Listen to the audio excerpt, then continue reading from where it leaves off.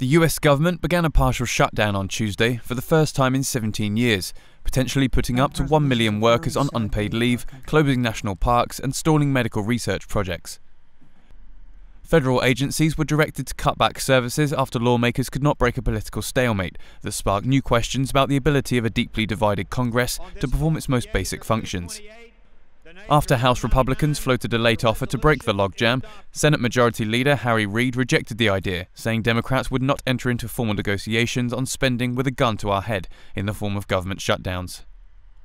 After missing the midnight deadline to avert the shutdown, Republicans and Democrats in the House continued a bitter blame game, each side shifting responsibility to the other in efforts to redirect a possible public backlash. Agencies of government are in the process of closing down. It now appears that the House is not going to do anything to keep the government from shutting down. They've got some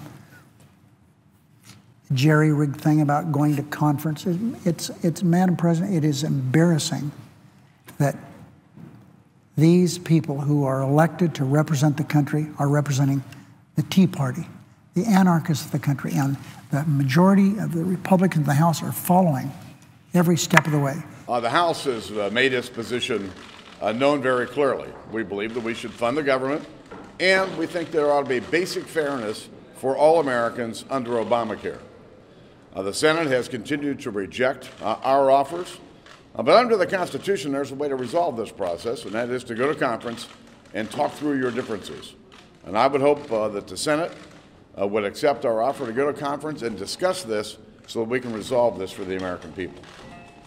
Questions? The political dysfunction at the Capitol also raised fresh concerns about whether Congress can meet a crucial mid-October deadline to raise the government's $16.7 trillion debt ceiling. With an eye on the 2014 congressional elections, both parties tried to deflect responsibility for the shutdown. President Barack Obama accused Republicans of being too beholden to Tea Party conservatives in the House of Representatives and said the shutdown could threaten the economic recovery. The political stakes are particularly high for Republicans, who are trying to regain control of the Senate next year. Polls show they were more likely to be blamed for the shutdown as they were during the last shutdown in 1996.